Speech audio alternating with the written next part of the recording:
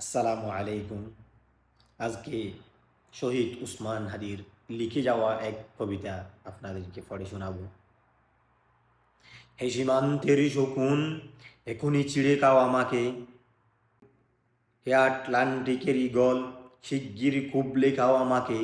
হে বৈকাল হৃদের বাজ, আছড়ে কামড়ে ছিন্ন বিচ্ছিন্ন করো আমাকে। আমার রক্তরসে শুধু অসাহিত্য আর অভাব, কাগজের কামলারা তারে আদর করে স্মৃতি ডাকে।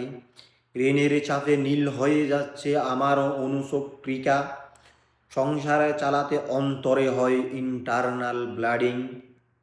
কি আশ্চর্য, তবুও আমি মরছি না। ওদিকে দুজকের ভয়ে আত্মহত্যা করবারও সাহস পাই নাই আমি।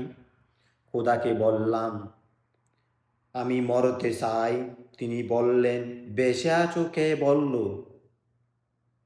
সহস্রাত উন্নয়নের সাক্ষী হিসাবে রাজা তোমাকে মমি করে রেখেছেন। বাজারে দীর্ঘশ্বাস ফেললে নাকি রাজ্যের ভীষণ বদনাম হয়, রাজ্যেরও মন খারাপ হয় খুব। কতোয়ালরা ফরমান জারি করেছে আমাকে সারাক্ষণই হাসতে হবে, নইলে দেশি কুকুর ও বিদেশি মাগুরকে একবেলা ভালো বন্ধ খাওয়ানো হবে। আমার মাংস দিয়ে নিত্যদিনে ব্রয়লারের বুড়ি নাকি তাদের ভাল লাগে না, অথবা আমাকে বাগ দিয়ে বেচা হবে। মানুষেরও তো মানুষ খাওয়ার সাথে হতে পারে, তাই না? ভাগ্যিস তা বিদেশি সোফার শপে বিক্রি হবে না, দেশি মানুষরাই তো হক বেশি আমাকে খাওয়ার। এই দুজকই যখন নিয়তি তখন আমি উদাম হয়, ডাকছি দুনিয়ার শ্রেষ্ঠ মাংসাশী বিহকদের।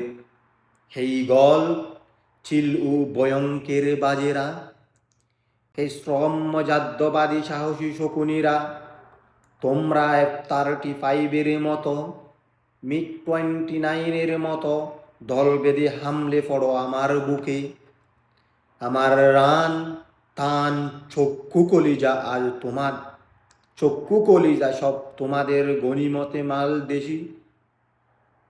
শুয়ের কোবলে খাওয়ার আগেই আমায় ইচ্ছামতো চিড়ে খাও তোমরা।